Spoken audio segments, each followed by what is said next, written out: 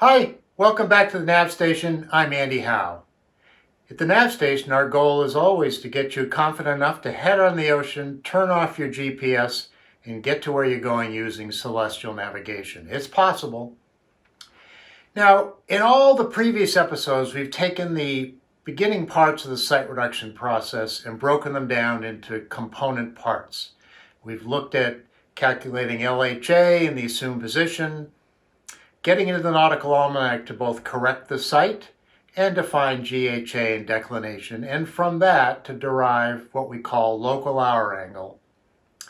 Now, in this episode, we're going to go into the sight reduction tables and pull out the final values, the final information that we need to get onto the chart and actually make a plot so we can carry our dead reckoning plot and our navigation forward through the day. Before we do that, though, I'm going to go all the way back to the earlier episodes and bring back the celestial sphere and the celestial triangle. Because as I introduced that earlier, that's what the sight reduction process is working towards solving. And the sight reduction tables are the solutions for that triangle. So a quick review. We have a zenith position here. And it starts off as a DR position. It's also a zenith up there in the celestial sphere. And we convert it to an assumed position. All of these are described in terms of latitude and longitude. So we have latitude representing the distance in degrees that we are located north or south of the equator. The difference here is our co-latitude, or the complement of latitude. This is 90 degrees. We take 90 degrees, we subtract our latitude, and we're left with co-latitude. Longitude is a measurement from the Greenwich meridian west to our meridian, our location. For the sun, in this case we're going to use the sun, but the same rules apply. We have declination, the distance north of the equator in this case. And the remaining piece here, 90 degrees minus the declination, gives us our co-dec. GHA, measure from west over to the body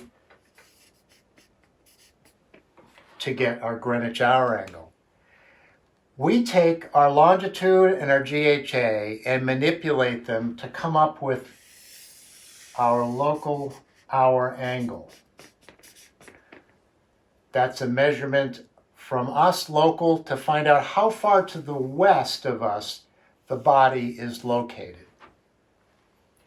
And by giving the tables, by coming up with LHA, we can also come up with this interior angle here, which we described as being labeled as T, or meridian angle. But we don't need to know that because we're using LHA. But T and LHA are complements of each other, just like latitude and co-latitude are complements of each other. So when we go into the sight reduction tables, we are giving the sight reduction tables three pieces of information. We're giving it the latitude, and the tables figure out this piece. We're giving the tables declination, and the tables figure out this piece. We're also giving the tables LHA, and the tables figure out this little angle in the middle called T. Now, that, as we talked about, is how you solve triangles. You you calculate two sides and the included angle, and from there you can calculate the other side and the other two angles. Now, all we're interested in is this side and this angle in here.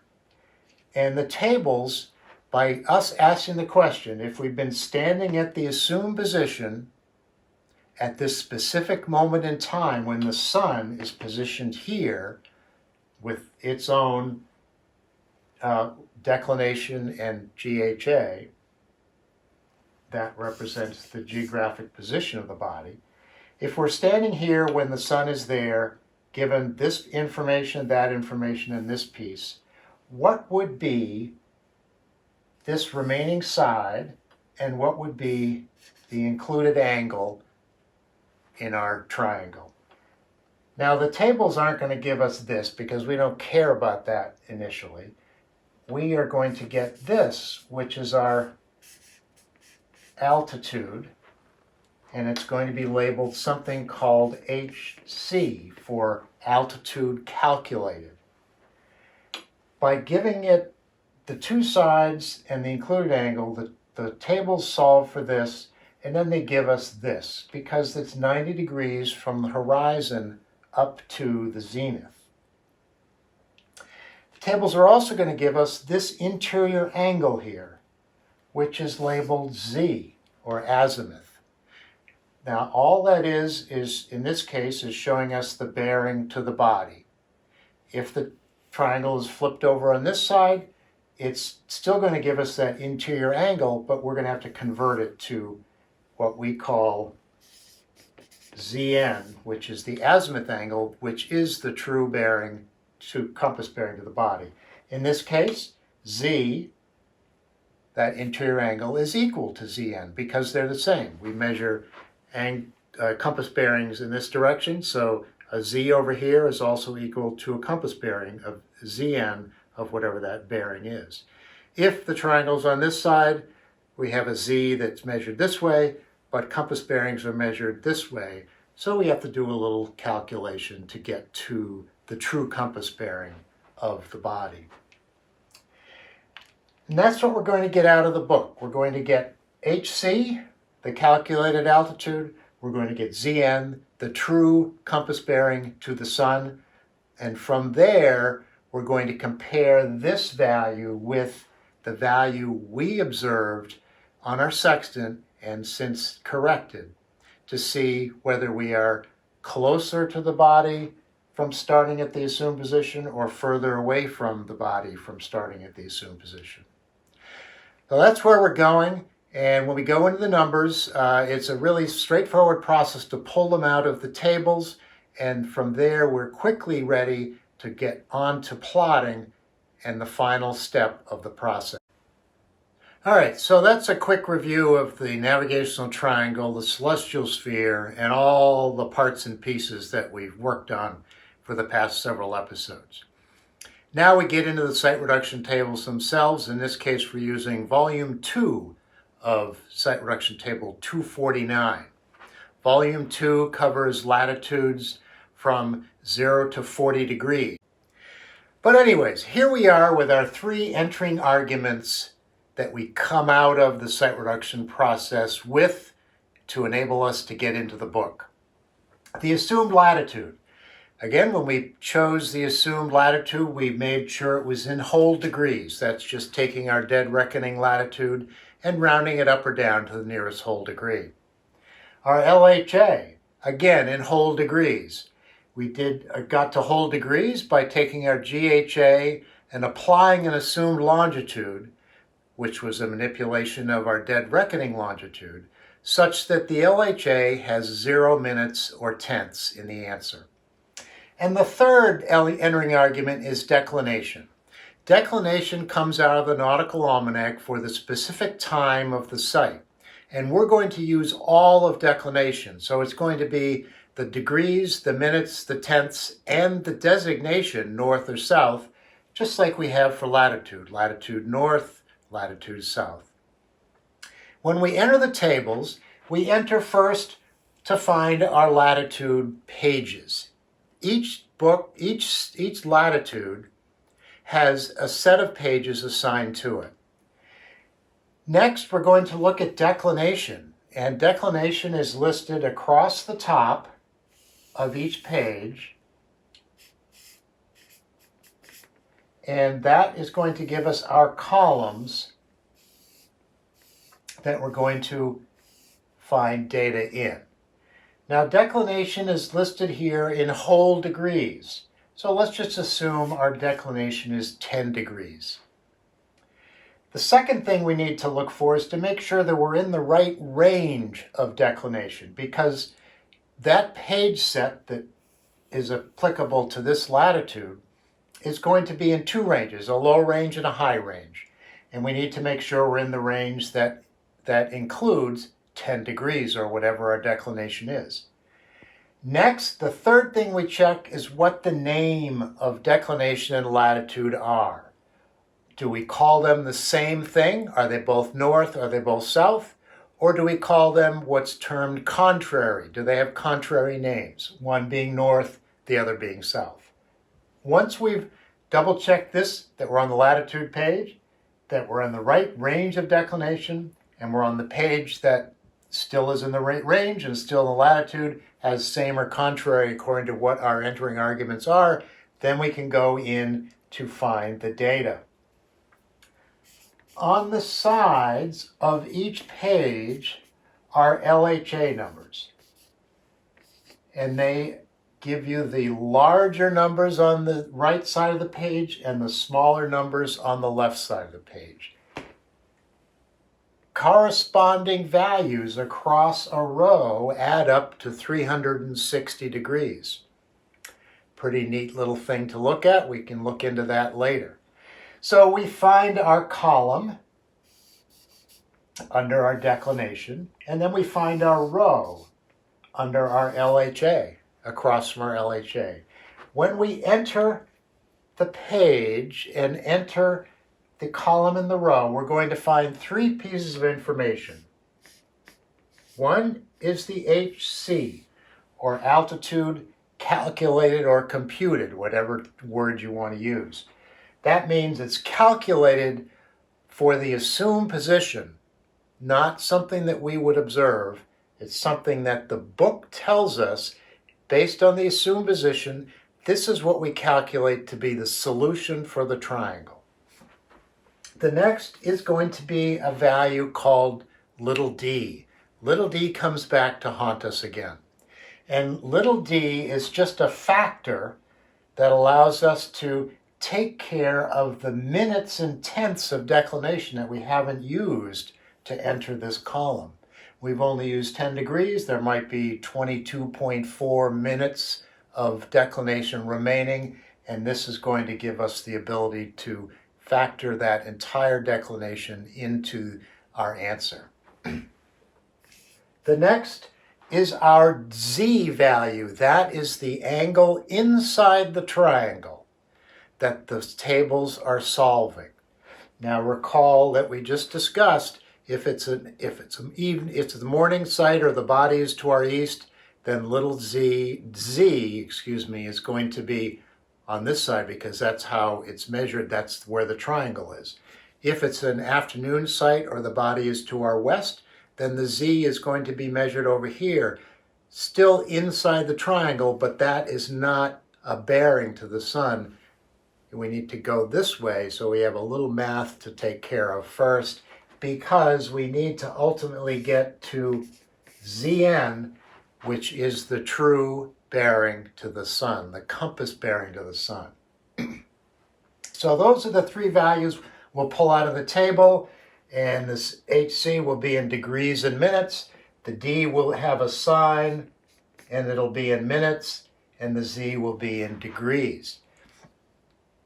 After that, we're going to go to an interpolation table in the book to factor in this little d and the minutes and tenths of declination. And that's a very easy table to enter. Just go in on two axes, find a number, and then apply it to HC. And we'll explain that when we do the numbers in the next segment. So that's what we're going to do going into the tables. And when we come out of the tables, we're going to have an HC and a ZN. This HC, just to reiterate, is the sextant altitude you would have recorded if you were standing at the assumed position, this latitude and the longitude that was used to get LHA. There's going to be a difference between this value coming out of the book for this position and the actual value that we recorded and then corrected, which we've already labeled and gone through the process called HO. We're going to find the absolute difference between these two altitudes And it's generally going to be a few minutes to maybe 30 minutes of difference. And the difference is going to be called the intercept. And the intercept has a sign, if you will, of away or toward. And all that's referencing is that if you stand at the assumed position, and this is the reading you would have recorded if you'd been there, which way do you go to find this value? If the body is out this way, that's the ZN line. Are you going to go toward from here because HO is larger? Or are you going to start here and go away because HO, the value we observed, is smaller? And that's how we're going to plot it. So we'll stop with this segment. The next segment we'll do a couple of examples, and after that we'll do some plot. Okay, let's do some real numbers and get into site reduction table to find some information we can actually use. So whenever we're ready to go in the site reduction table, we're going to have three entering arguments: the assumed latitude, the LHA, and the declination. The assumed latitude comes out of our calculation for the assumed position, which is part of the calculation we use to get the LHA. Both LHA and assumed latitude have to be in whole degrees in order to get into the table. The declination comes from the time of our site, and that information comes out of the Nautical Almanac. When we enter the site reduction tables, the first thing we do is find a page set that contains our assumed latitude, in this case 34 degrees. At this point, we're not concerned with north or south or anything like that. We just want to find down the corner, it says latitude 37 degrees, 34 degrees. The LHA is going to be a value that's going to be on the left or the right side of that page. We're also going to look to make sure we're in the right range of declination. The page set for each latitude is set off in two different sets of declination ranges. One, 0 to 14, and the other set is 15 to 29. We're concerned with 0 to 14 because our declination is 10 degrees. So when we go in the site reduction table, we're going to look for latitude 34. We're going to look for declination 0 to 14 degrees. And then we're going to look for whether the latitude and the declination have the same name or the contrary name.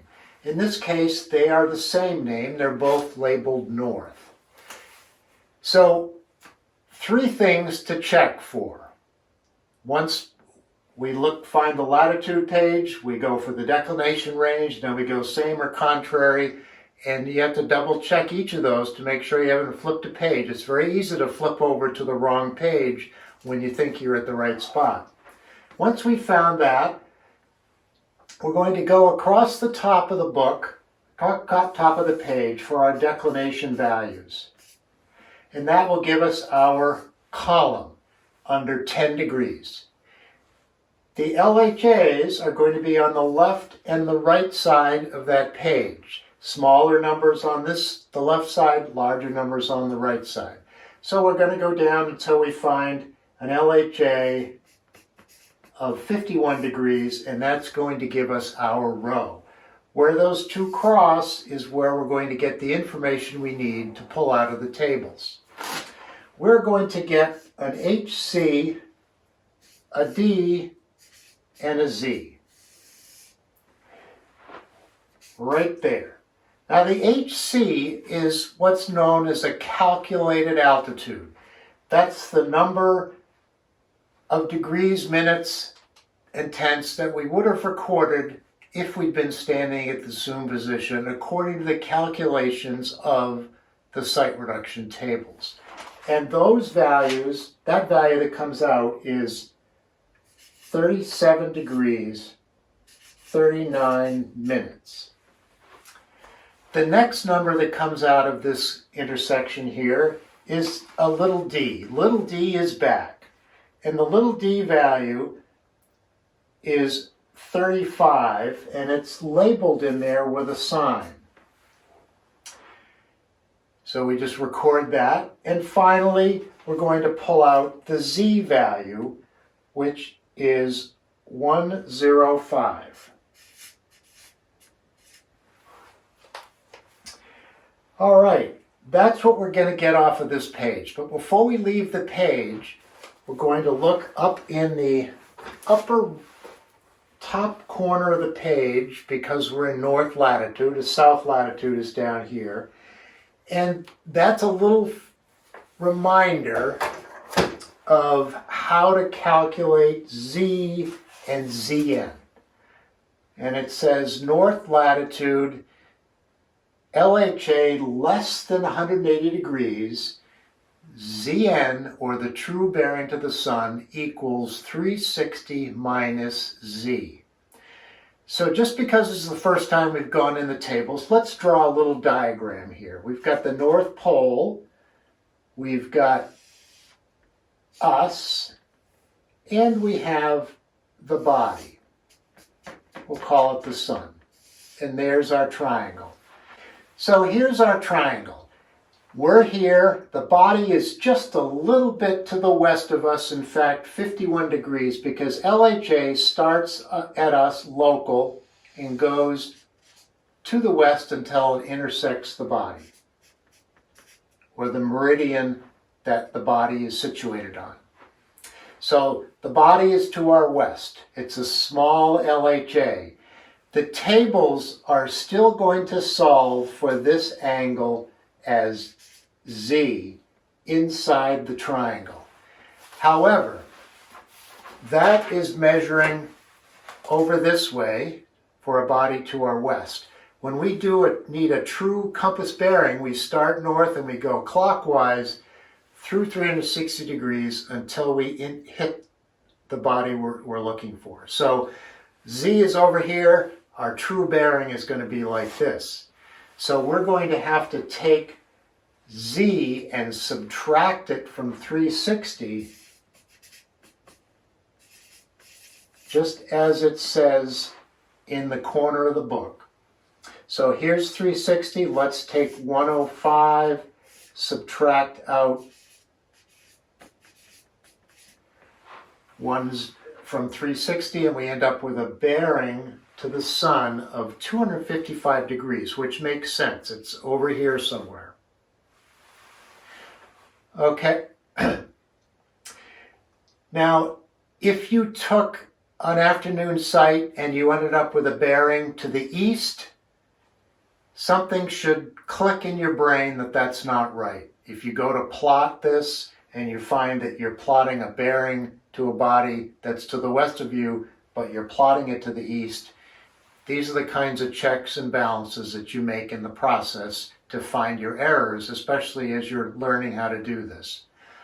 So we're done with this page. Next, we have to take care of this little d, because just like in the Nautical Almanac, little d is referencing declination. And what this little d signifies is the change in HC as you go from 10 degrees of declination to 11 degrees of declination. And this says that HC will change, will get smaller by 35 minutes. So we have to interpolate for our minutes of declination. And that's where Table 5 comes in. And Table 5 just allows us to take 35 and 43, we round this off, to find what the change in HC is as you go from 10 degrees to 43 minutes of declination, moving this way. So when we cross-reference 35 and 43, we end up with a little d of 25.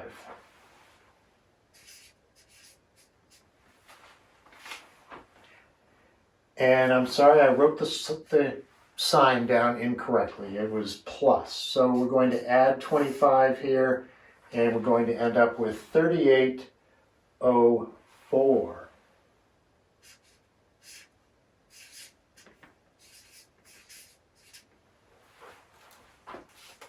That's our final HC.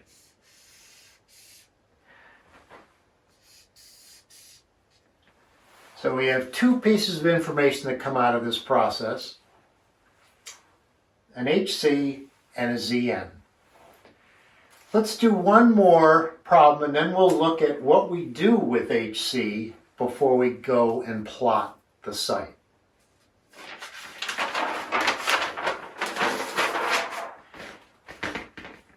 So in this example, our assumed latitude is 27 degrees north. And our LHA is 359 degrees.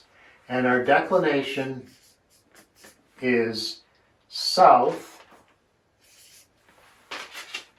1834.7. So we start and we go in the tables and we find the pages for 27 degrees of latitude. And then we find the pages with the range of declination from on the upper side. And we look because that will contain our 18 degrees of declination. Next, we have to find pages that say contrary. So we need to be on a page for 27 degrees of latitude.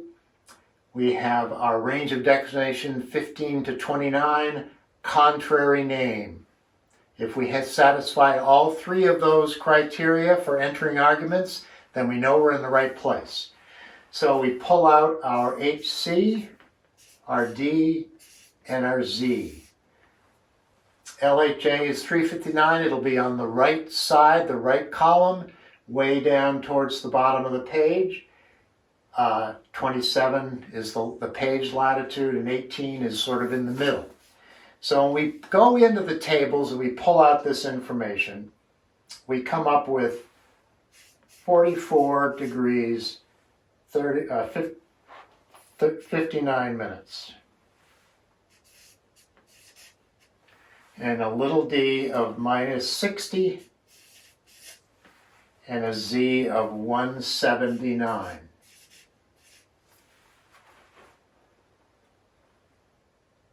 So let's look at the z to zn. Here we have the North Pole, here we have us, and here we have the body. Because remember, LHA is always measured to the west, from us, local, until we get around to the body, and it's a big number, so again, it's almost right on top of us. But the tables say, the formula says up in the corner, in this case it's north latitude still, LHA greater than 180, ZN equals Z. So we don't have to do any subtracting from 360 or anything like that. This is the final true compass bearing to the sun or to the body. But we do have to take care of our little d and our minutes of declination. So when we go into table 5, we're going to cross-index 60 and 35. Doesn't matter which side you use, it works the same way either way, which axis you use, and you find out that your little d value is minus 35. Make that subtraction, and we have a final HC of 44 degrees and 24 minutes.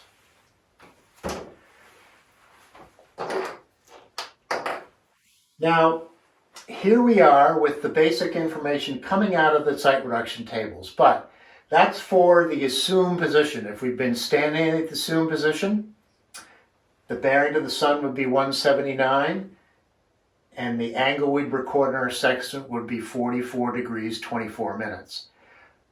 But let's say we were somewhere where our HO, let's write it down here, our observed altitude, that is the sextant altitude with all the corrections applied properly, was 44 degrees, 12 minutes.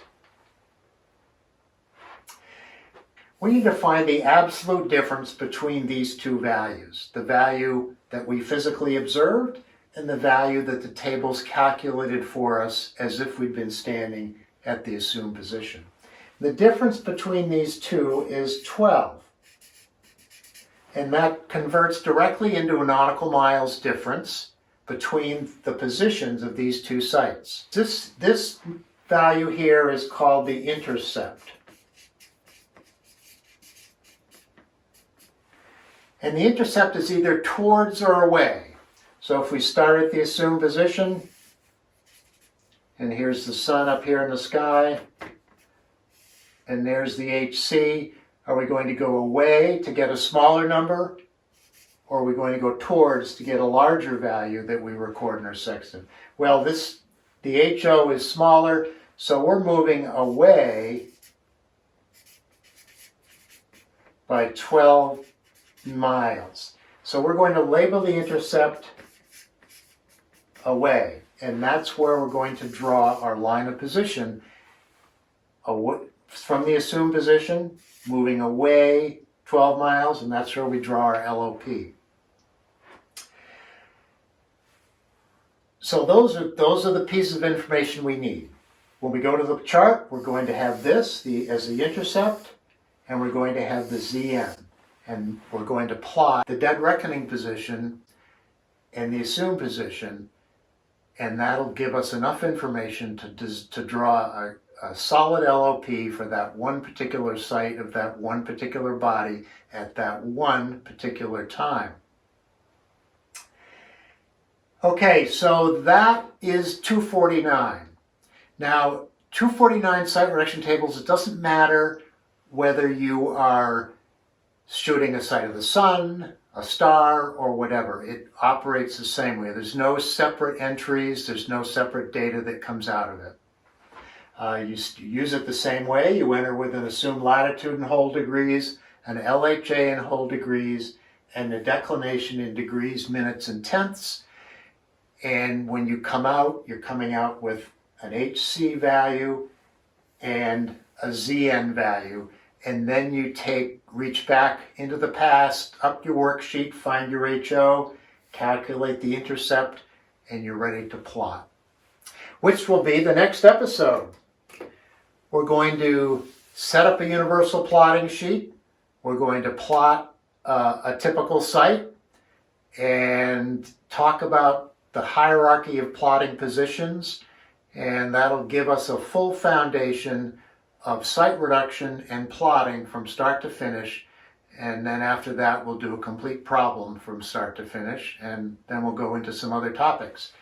But there you have it. Thanks for watching this, and we'll have some homework problems underneath the video so you can practice using the entering arguments, get your HC and your ZN and calculate your intercept, and you can check your answers against mine. And we look forward to seeing you at the next episode where we'll get into plotting. And if you haven't already done so, subscribe. You'll get alerts for new episodes. We've got about 20 of them scheduled, at least to start. So we look forward to seeing you back here at the nav station for the next episode. Thanks very much for coming by.